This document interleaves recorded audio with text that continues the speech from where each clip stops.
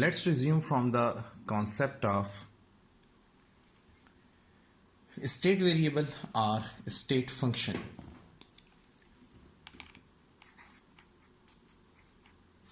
Previously हम system और types of system को स्टडी कर चुके हैं, तो अब हम स्टेट वेरिएबल या थर्मोडायनेमिक वेरिएबल या स्टेट फंक्शन या थर्मोडायनेमिक फंक्शन इसे स्टडी करेंगे।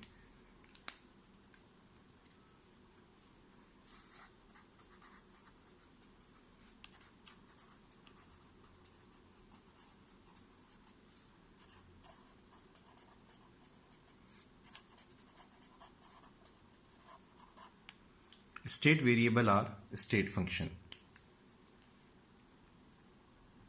इसे थर्मोडायनेमिक वेरिएबल या थर्मोडायनेमिक फंक्शन भी आप कह सकते हैं। तो स्टेट वेरिएबल और state function is a variable whose value depends only on the initial and final state of the system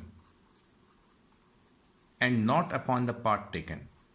The value of state variable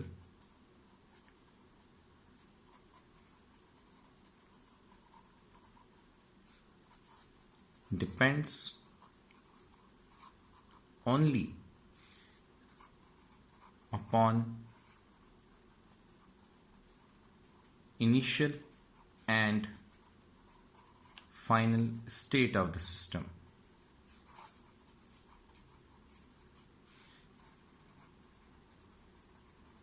and not upon the part taken.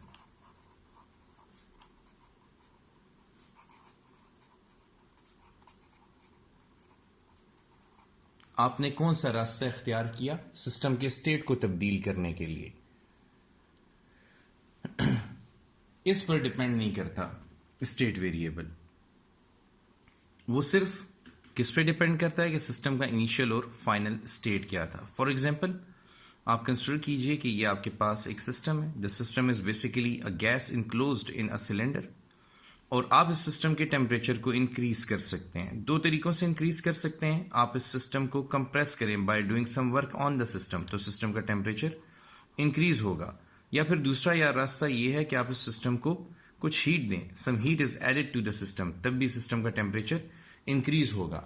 अब system का temperature कैसे increase हुआ, या work done करके या heat दे के।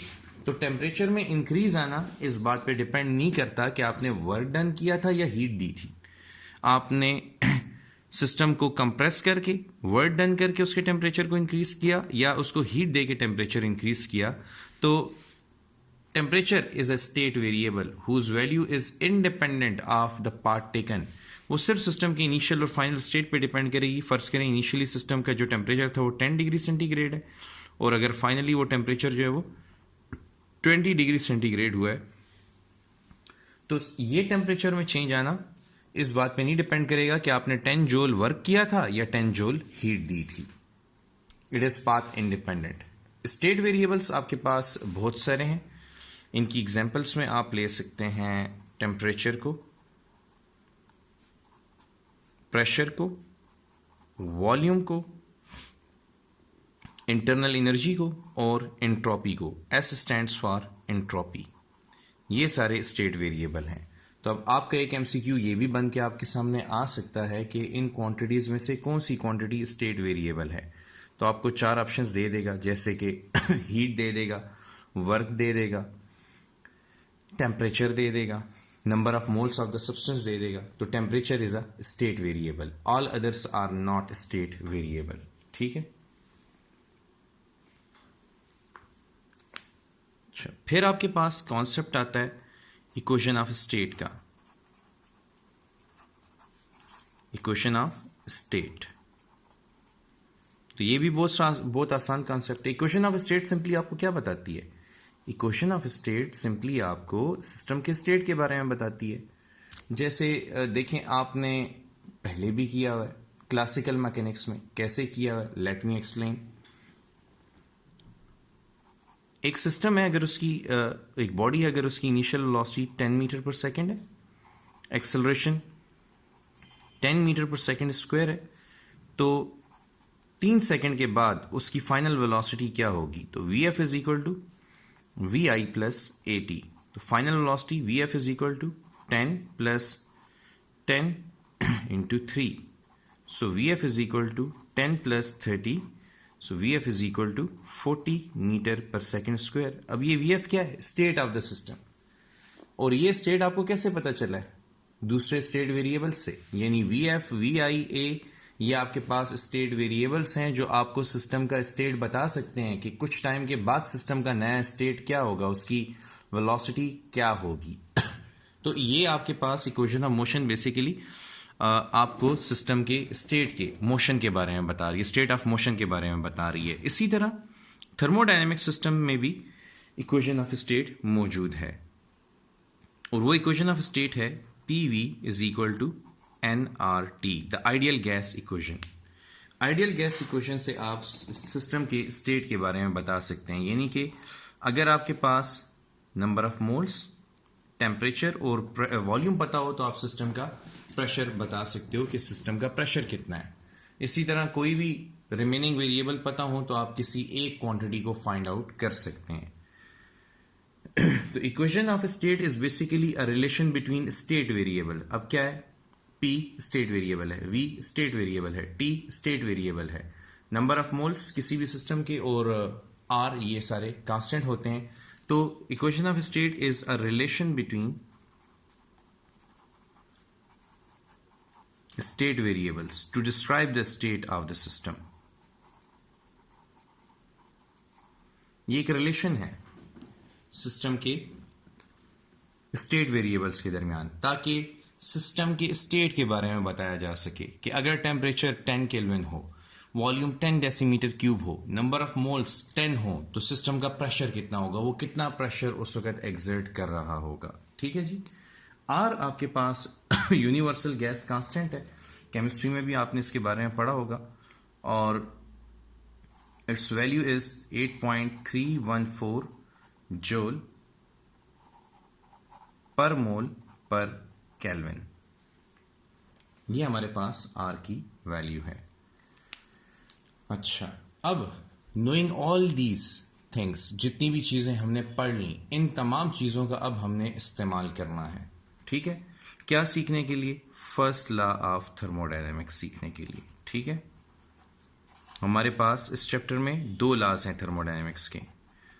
जैसे आपके पास क्लासिकल मैकेनिक्स में न्यूटन के 3 लॉज हैं, और वो क्लासिकल मैकेनिक्स में काफ़ी चीज़ों को, काफ़ी फिनोमिनस को, काफ़ी प्रॉब्लम्स को एड्रेस करते हैं, उसी तरह आपके पास थर्मोडायनेमिक्स में लॉज ऑफ थर्मोडायनेमिक्स हैं। जैसे आपके पास सेकेंड ईयर में इलेक्ट्रिसिटी और मैग्नेटिज्म से रिलेटेड फिनोमिनस को डील करने के लिए मैक्सवेल इक्वेशंस हैं, बिल्कुल उसी तरह आपके पास थर्मोडायनेमिक्स में लॉज ऑफ थर्मोडायनेमिक्स हैं। जैसे आपके पास फ्लूइड मैकेनिक्स में बर्नौली इक्वेशन है, इक्वेशन ऑफ कंटिन्यूटी है, बिल्कुल उसी तरह थर्मोडायनेमिक्स में लॉज ऑफ थर्मोडायनेमिक्स हैं।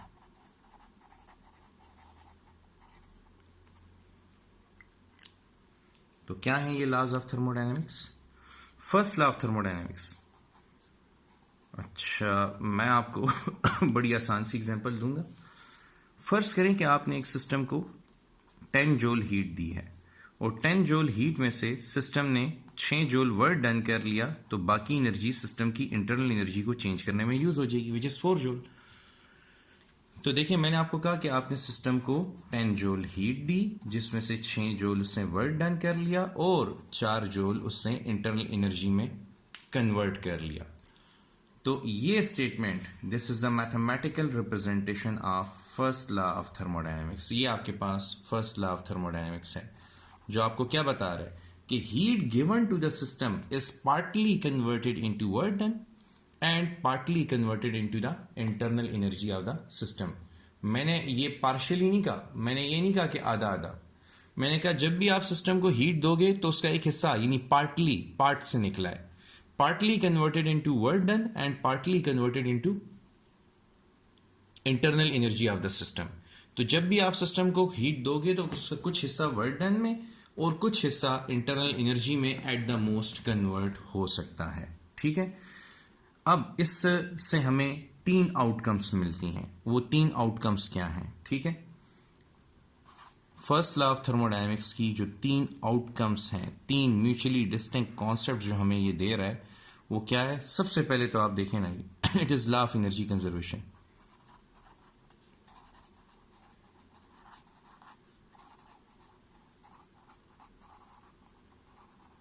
This is the first thing. ठीक है, सेकेंड थिंग आपके पास ये आपको बता रहा है कि heat is energy in transit. Heat is energy in transit. क्या मतलब? देखो, आपने सिस्टम को हीट दी ना, तो क्या वो हीट की फॉर्म में सिस्टम के साथ रही? नहीं, सिस्टम ने उसका एक हिस्सा वर्क डन में और बकाया हिस्सा इंटरनल एनर्जी में कन्वर्ट किया है। That's why I wrote in the start of the lecture 1 कि heat can never be contained by a system.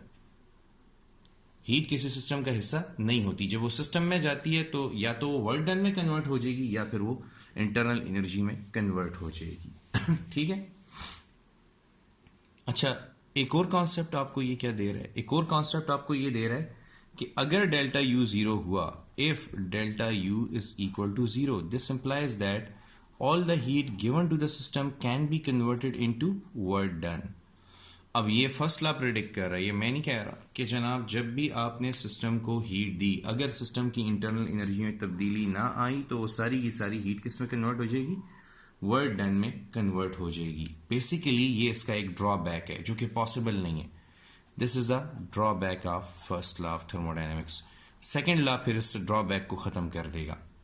लेकिन ये याद रखें कि फर्स्ट लॉ में ये पॉसिबिलिटी नज़र आ रही है कि all the heat given to the system can be converted into work done which is not allowed.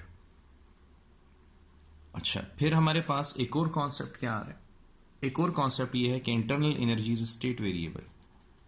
Internal energy is state variable, यानी कि इंटरनल एनर्जी सिस्टम के स्टेट को शो कर सकती है। ये हमारे पास फर्स्ट लॉ की आउटकम्स हैं। यानी इंटरनल एनर्जी से हम सिस्टम के स्टेट के बारे में बता सकते हैं, क्योंकि इंटरनल एनर्जी खुद भी तो टेम्परेचर पर डिपेंड करती है। टेम्परेचर इंक्रीज हो तो इंटरनल एनर्जी इंक्रीज हो जाती है, टेम्परेचर डिक्रीज हो तो इंटरनल एनर्जी डिक्रीज हो जाती है। तो internal energy basically is a state variable. अच्छा, अब फर्स्ट लॉ प्रोसेसेस को प्रिडिक्ट करने की एबिलिटी रखता है। देखते हैं how it has the ability to predict processes.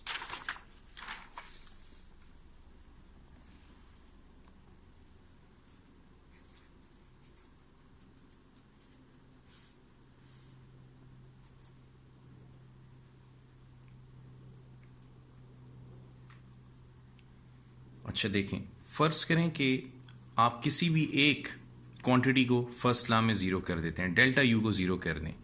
First law says delta Q is equal to delta U plus delta W. ठीक है, अब अगर आपने डेल्टा यू को जीरो कर दिया तो इस बात का क्या मतलब होगा कि all the heat given to the system is converted into work done, जो कि इसका ड्रॉबैक भी है। सेकेंड, आप अगर डेल्टा क्यू को जीरो कर दें, no heat enters or leaves the system, तो फिर इसका क्या मतलब होगा? इसका मतलब होगा कि zero is equal to delta W plus delta U, या फिर this implies that delta W is equal to minus delta U. Work is done by the system at the cost of internal energy of the system. System work done तो करेगा लेकिन अपनी internal energy इस्तेमाल करके, यानी उसकी जब वो वर्क डन करेगा तो उसकी एनर्जी डिक्रीज हो जाएगी। जैसे सिस्टम खुद ब खुद एक्सपेंड हो तो कूलिंग होती है कि नहीं होती?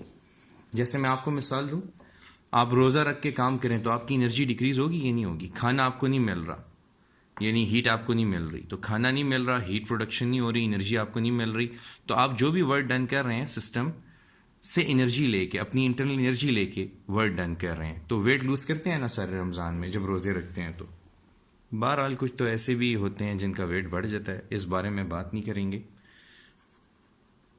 थर्ड वन, अगर वर्क डन ना हुआ तो क्या होगा? तो फिर ये फर्स्ट लॉ प्रेडिक्ट कर रहा है कि ऐसे हालात में ये internal heat given to the system is completely converted into internal energy of the system. ठीक है। तो किसी भी एक क्वांटिटी को जीरो करो तो एक प्रोसेस प्रिडिक्ट हो जाता है, और अगर तीनों क्वांटिटीज नॉन जीरो हों, जैसे कि डेल्टा क्यू भी नॉन जीरो, डेल्टा डब्ल्यू भी नॉन जीरो, और डेल्टा यू भी नॉन जीरो, तो फिर heat given to the system is equal to work done by the system plus change in the internal energy of the system. ये भी एक process है। अच्छा, इंटरनल एनर्जी में कोई चेंज ही नहीं आई जनाब। तो ये कौन सा प्रोसेस प्रिडिक्ट हो रहा है? ये है आइसोथर्मल प्रोसेस, यानी ऐसे हालात में सिस्टम का टेम्परेचर कांस्टेंट रहेगा, आइसोथर्मल प्रोसेस। अच्छा, वर्क डन ही नहीं हुआ, यानी कि वॉल्यूम कांस्टेंट रहा है, तो फिर इट इज आइसोकोरिक प्रोसेस।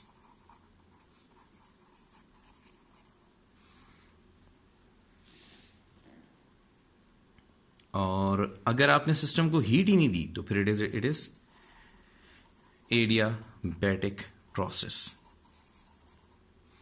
और अगर आपने प्रेशर कांस्टेंट रखा हुआ है, हीट दी है सिस्टम को, प्रेशर कांस्टेंट रखा हुआ है, तो कीपिंग द प्रेशर कांस्टेंट आपके पास ये कौन सा प्रोसेस होगा?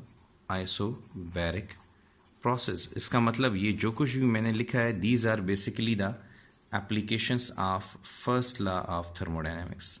कि फर्स्ट लॉ ऑफ थर्मोडायनेमिक्स आपको वेरियस प्रोसेसेस प्रेडिक्ट करके देता है, और हर प्रोसेस आपके फ़ायदे की बात कर रहा है, एक्चुअली आपके चंद मसाइल का हल बता रहा है, आपको कुछ यूज़फुल इंफॉर्मेशन दे रहा है।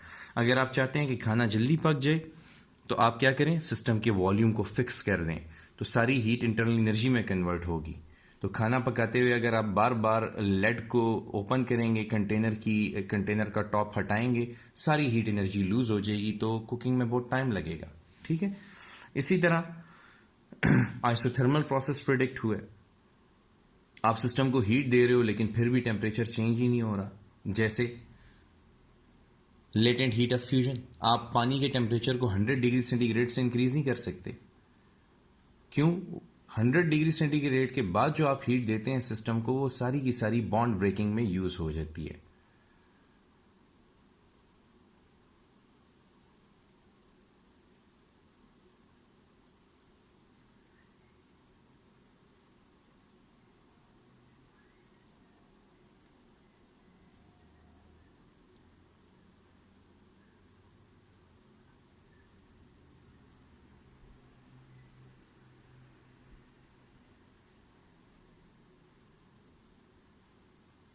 अच्छा, ज़रा मुझे रिप्लाई करें सारे, आवाज़ मेरी आ रही है सबको क्लियरली? मैंने चैट ऑन की है। अच्छा, ये देखो, ये इतना बेवकूफ़ है, मैं इससे पूछ रहा हूँ आवाज़ आ रही है तो मुझे कहते नहीं आ रही। तो तुमने सुना कैसे है कि मैं बोल रहा हूँ? बड़े अजीब बंदे हो यार।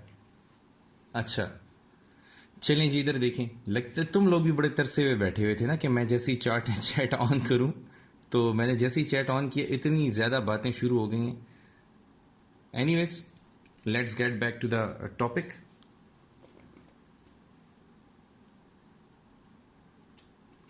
अब इन एप्लीकेशंस को ज़रा समझते हैं, ठीक है? अच्छा, एप्लीकेशंस में हमारे पास जो पहली एप्लीकेशन है, दैट इज, लेट्स से हम स्टार्ट करते हैं आइसोबैरिक प्रोसेस से। एक को समझ जाएं, बाकी सारे आप लोगों को क्लियर रहेंगे इंशाल्लाह।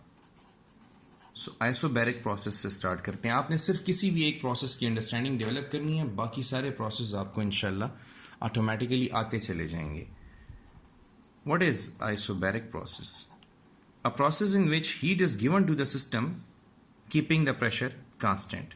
ये जरा समझो। अच्छा, आप सिर्फ ये कहते होते हो isobaric process is a process in which heat remains constant. ऐसी बात नहीं है, ठीक है?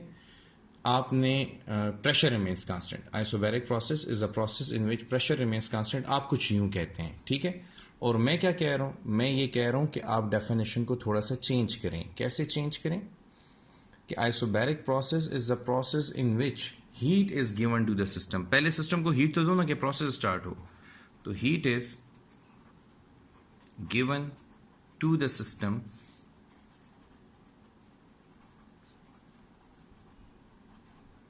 keeping the pressure constant.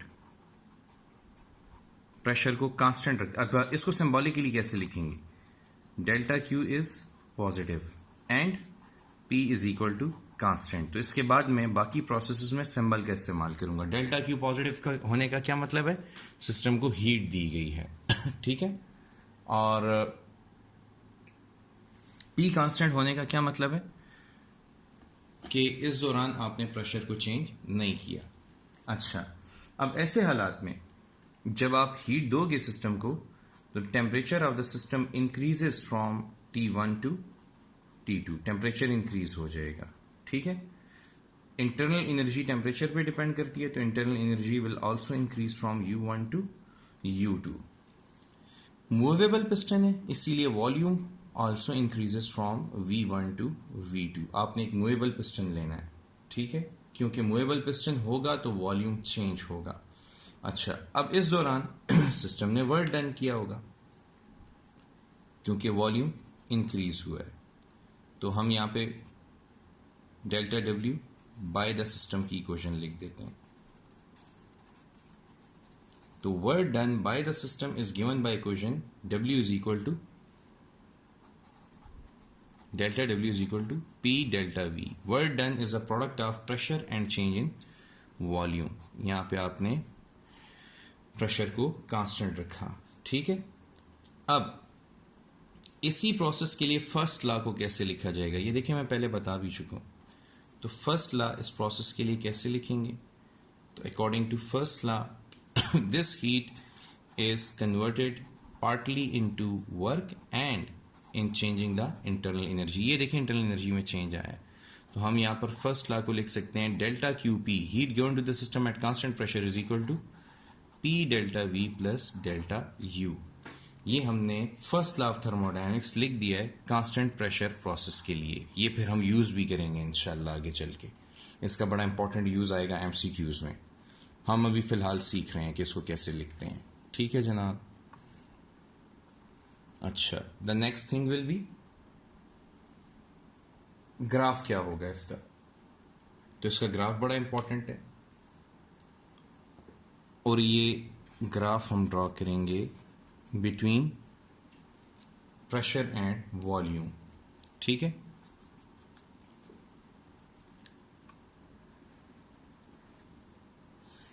Hair is pressure axis, here is volume axis. Volume क्योंकि इंडिपेंडेंट क्वांटिटी है तो इसे हम एक्स एक्सिस के अलॉन्ग प्लॉट करते हैं।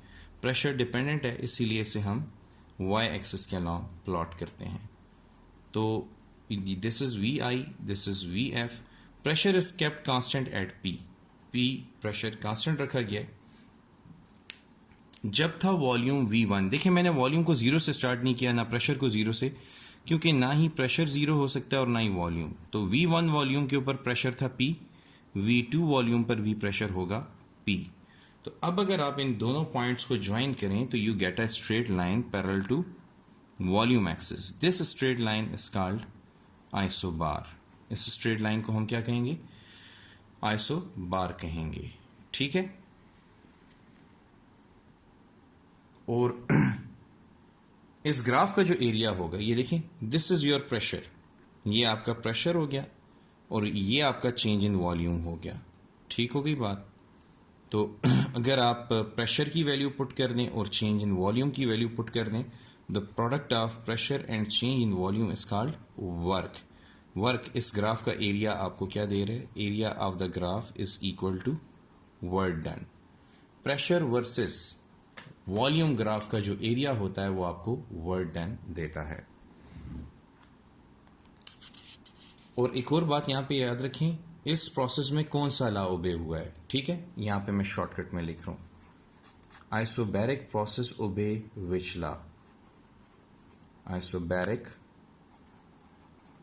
प्रोसेस ओबे विच लॉ। ऑप्शंस देखें आप, Boyle's law, B Charles law,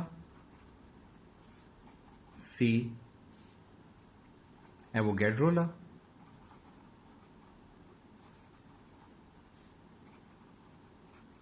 D Dalton law.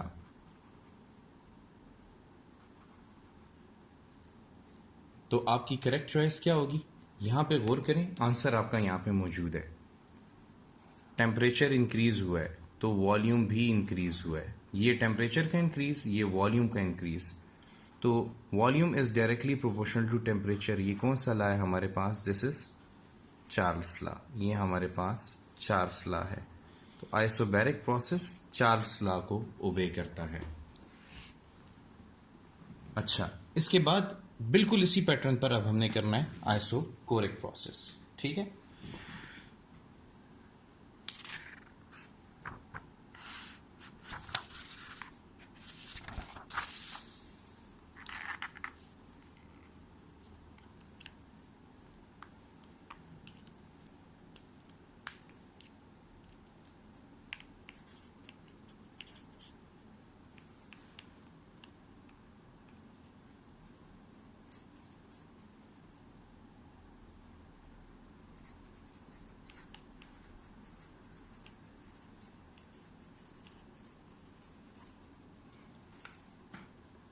अच्छा, सिंबॉलिकली चलेंगे और इजीली इसको ख़त्म करने की कोशिश करेंगे इंशाल्लाह। आइसोकोरिक प्रोसेस, तो the process in which heat is given to the system keeping the volume constant. अब मैंने सिंबल्स को इस्तेमाल किया है। ठीक है,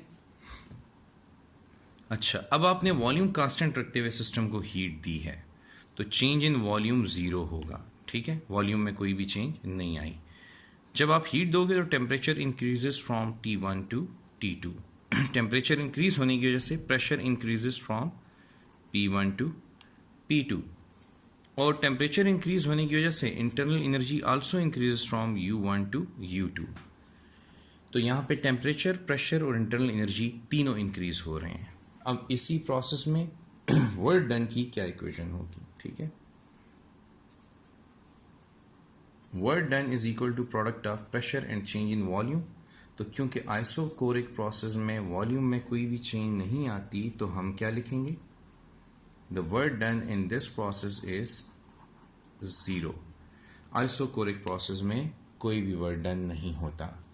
अगर वर्क डन नहीं होता तो फिर फर्स्ट लॉ के मुताबिक क्या होगा? According to first law, the heat given to the system is partly converted into work done and partly converted into internal energy. तो यहाँ पे रिजल्ट ये आएगा कि the heat given to the system at constant volume is equal to work done 0 plus delta U.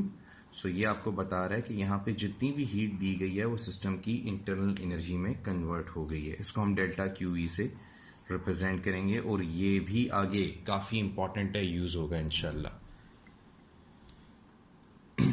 चलते हैं graph की तरफ।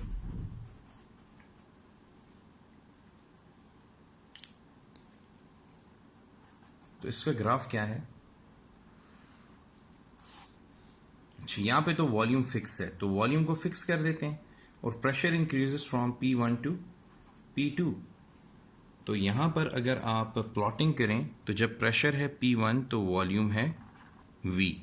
जब प्रेशर इंक्रीज होके P2 हो गया, स्टिल वॉल्यूम था V। तो अगर आप इन दोनों पॉइंट्स को कनेक्ट करें तो you get a straight line. This straight line is called isochore. This straight line is called as isochore.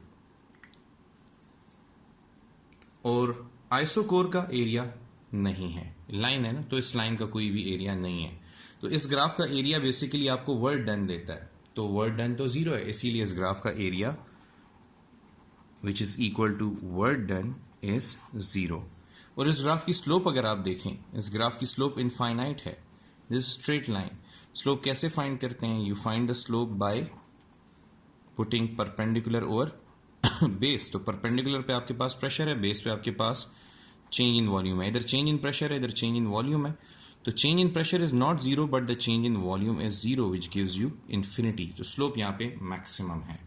तो ऐसा प्रोसेस जिसकी स्लोप इनफाइनाइट हो वो सिर्फ आइसोकोरिक प्रोसेस ही हो सकता है। थर्ड प्रोसेस आपके पास आता है आइसोथर्मल प्रोसेस।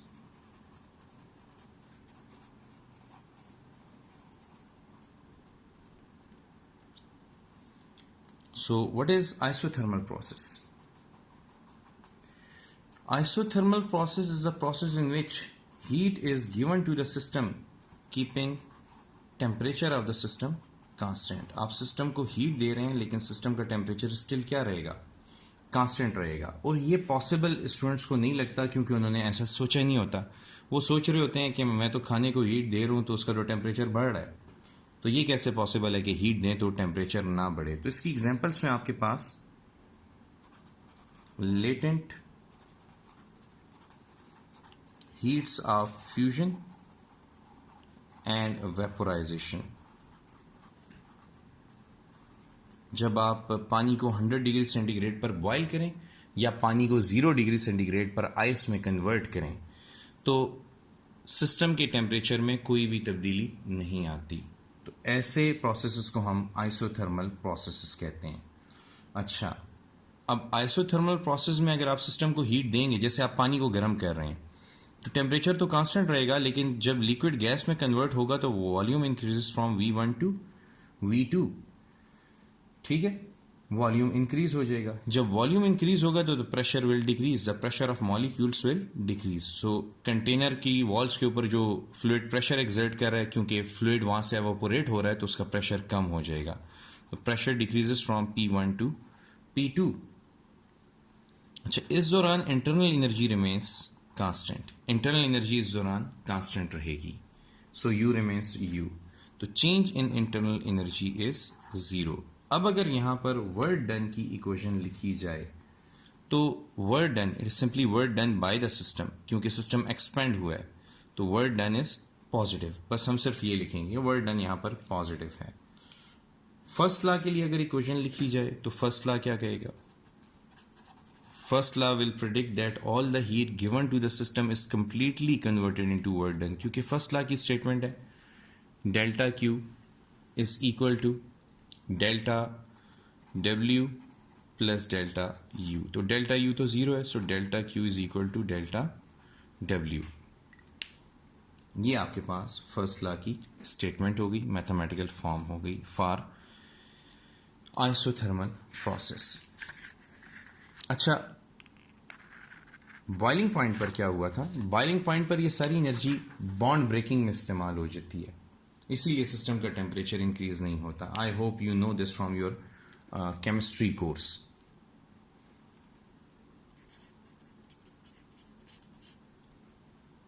अच्छा, नेक्स्ट थिंग जो है वो है इसका ग्राफ. तो इसकी पीवी कर्व ड्रॉ कर लेते हैं. Here is P, here is V. ये कौन सा लॉ फॉलो करता है? It follows Boyle's law. Pressure is inversely proportional to volume. So it follow Boyle's law. अच्छा, जब प्रेशर ज्यादा होगा तो वॉल्यूम कम होगा. तो here is the pressure, here is the volume. Pressure is P1, volume is V1. और अगर आप इन दोनों पॉइंट्स को कनेक्ट करें तो you get this point. अब जब आप वॉल्यूम को इंक्रीज करेंगे V2 तक तो फिर प्रेशर ड्रॉप हो जाएगा. Let's say hair pressure becomes P2. तो अगर आप इन पॉइंट्स को आपस में कनेक्ट करें तो ये मिलेगा. अब ज्वाइन करें इन दोनों पॉइंट्स को तो आपके पास एक कर्व आती है यूं. This curve is called isotherm. ये कर्व आइसोथर्म कहलाती है.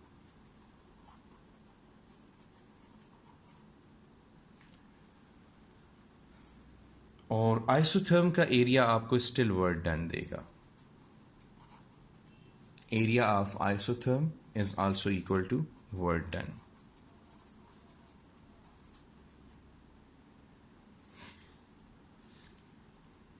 और इसकी स्लोप आपको क्या देगी? Slope is equal to change in pressure with respect to change in volume. Non zero slope है आपके पास, ठीक है, it is a non zero slope. Last application है आपके पास एडियाबेटिक प्रोसेस.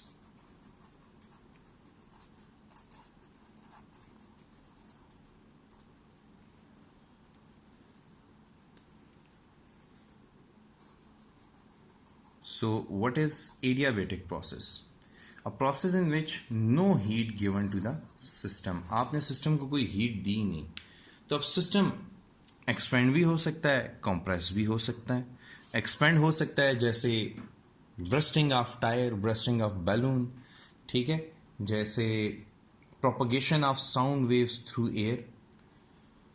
ये वेरियस एग्जांपल्स हैं एडियाबेटिक प्रोसेस की। सिस्टम को आप सडनली कंप्रेस भी कर सकते हो, उसी बलून को अगर आप सडनली कंप्रेस करो तो ये भी एडियाबेटिक प्रोसेस होगा। एडियाबेटिक प्रोसेस में एक तो आपने डेफिनेशन ये दी, no heat enters or leaves the system। तो इधर ही दूसरी डेफिनेशन ये भी है, a process which is performed very quickly. Adiabatic process is a process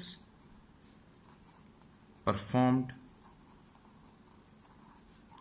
very quickly, क्योंकि flow of heat requires some time, and if the process is performed very quickly, then heat cannot flow from a body at higher temperature to the body at lower temperature.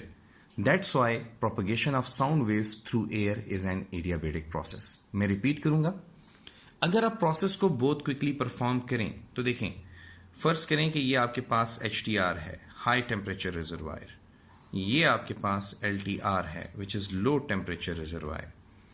तो heat को high temperature reservoir से low temperature reservoir तक flow करने के लिए एक finite time चाहिए, लेकिन जब आप प्रोसेस बहुत क्विकली परफॉर्म करेंगे तो delta T approaches to zero, तो हीट को फ्लो करने के लिए टाइम नहीं मिलेगा। That's why these processes are termed as adiabatic process. जैसे मैंने एग्जांपल दी propagation of sound waves through air, जैसे मैंने आपको एग्जांपल दी ब्रस्टिंग ऑफ टायर, जैसे मैंने आपको एग्जांपल दी bursting of balloon. Cloud formation is yet another example of adiabatic process। Cloud formation में आपके पास एयर बबल्स जब ऊपर जाते हैं तो जैसे जैसे वो ऊपर जाते हैं तो ऊपर प्रेशर कम होता है और वॉल्यूम इंक्रीज होता है। तो अब ये वॉल्यूम कैसे इंक्रीज हो रहा है? एक एयर पार्सल या एक बबल जो है, देखें ये यहाँ पे इस स्टेट में यहाँ पे प्रेशर ज्यादा है तो यहाँ पे इसका वॉल्यूम कम है। एटमॉस्फेयर में जब ये थोड़ा ऊपर जाएगा तो ऊपर तो प्रेशर कम होता है तो इसका वॉल्यूम ज्यादा होगा। वॉल्यूम ज्यादा करने के लिए ये क्या करता है? अपनी ही इंटरनल एनर्जी का इस्तेमाल करता है। यहां पे work is done by the system. तो अगर आप इसके लिए फर्स्ट लॉ लिखेंगे तो देखें डेल्टा क्यू तो ऑलरेडी जीरो है, नॉन जीरो वर्क डन यहां पे होगा। आप कोई एनर्जी तो उसको बाहर से दे नहीं रहे, तो फिर फर्स्ट लॉ के मुताबिक ये एनर्जी आएगी कहां से? This energy comes from the internal energy of the system, क्योंकि जब आप लिखोगे delta Q is equal to delta W plus delta U, तो यहां पे आपने कोई हीट तो दी नहीं है, तो work done delta W is equal to delta U. अगर आप वर्क डन को वहां ले जाए तो minus delta W is equal to plus delta U, negative sign इधर शिफ्ट करें तो work done is equal to minus delta U, which shows that there is decrease in the internal energy of the system when work is performed by the system, and that work is used to expand this air parcel. अब ये air parcel जब expand होगा, इसका temperature कम होगा, तो फिर क्या होगा? एक खास हाइट पे जाने के बाद ये कूल डाउन होके दोबारा बरसना शुरू कर देते हैं। ये बारिश का प्रोसेस है आपके पास। अच्छा, अगर आप इसका ग्राफ ड्रॉ करो तो ग्राफ कैसे होगा?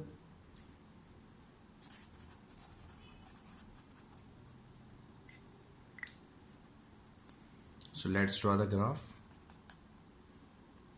Here is pressure axis, here is volume axis।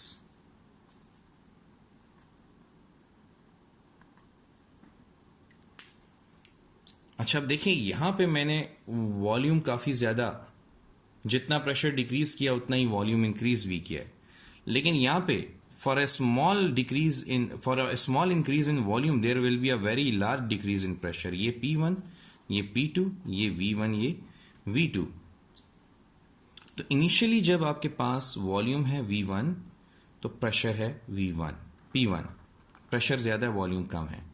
आपने थोड़ा सा वॉल्यूम बढ़ाया तो प्रेशर बहुत ज्यादा डिक्रीज हुआ। तो आप देखें ना, दोनों की स्लोप्स में फर्क है। इधर जितना वॉल्यूम में इंक्रीज आया है उतना प्रेशर में डिक्रीज आया है, लेकिन यहां पे स्मॉल वॉल्यूम चेंज के लिए, वॉल्यूम इंक्रीज के लिए प्रेशर में डिक्रीज बहुत ज्यादा है। ये कर्व कहलाती है adiabat. This curve is called adiabat. और एडियाबेट और आइसोथर्म का मवाजना किया जाए तो adiabat is more steeper than isotherm. Adiabate is more steeper than isotherm.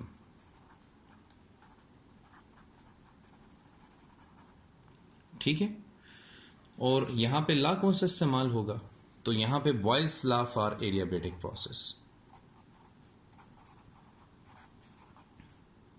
क्योंकि अब प्रेशर डिक्रीज होने से वॉल्यूम इंक्रीज तो हो रहा है, या वॉल्यूम इंक्रीज होने से प्रेशर डिक्रीज तो हो रहा है, बेहतर स्टेटमेंट ये है. तो Boyle's law for adiabatic process, इसमें बॉयल्स लॉ में थोड़ी एडजस्टमेंट करनी पड़ेगी. वो एडजस्टमेंट है PV² gamma is equal to constant. तो देखिए यहाँ पे P is inversely proportional to V² gamma, where what is gamma? Gamma is the ratio of specific heat at constant pressure to the specific heat at constant volume, जो कि मैं अगले lecture में काफी डिटेल के साथ एक्सप्लेन करूंगा. लेकिन फर्ज करें कि अगर आप बॉयल्स लॉ में देख रहे हैं कि pressure is inversely proportional to volume, यहां पे वॉल्यूम को डबल करें तो प्रेशर हाफ हो जाएगा. लेकिन यहां पे फर्ज करें कि अगर गैमा की वैल्यू किसी मीडियम के लिए 2 है, तो यहां पे प्रेशर को डबल, यहां पे वॉल्यूम को डबल करेंगे तो V पर तो स्क्वायर है, तो 2 का स्क्वायर 4, यहां पे प्रेशर 4 टाइम्स डिक्रीज होगा. That's why I wrote adiabat is more steeper than isotherm.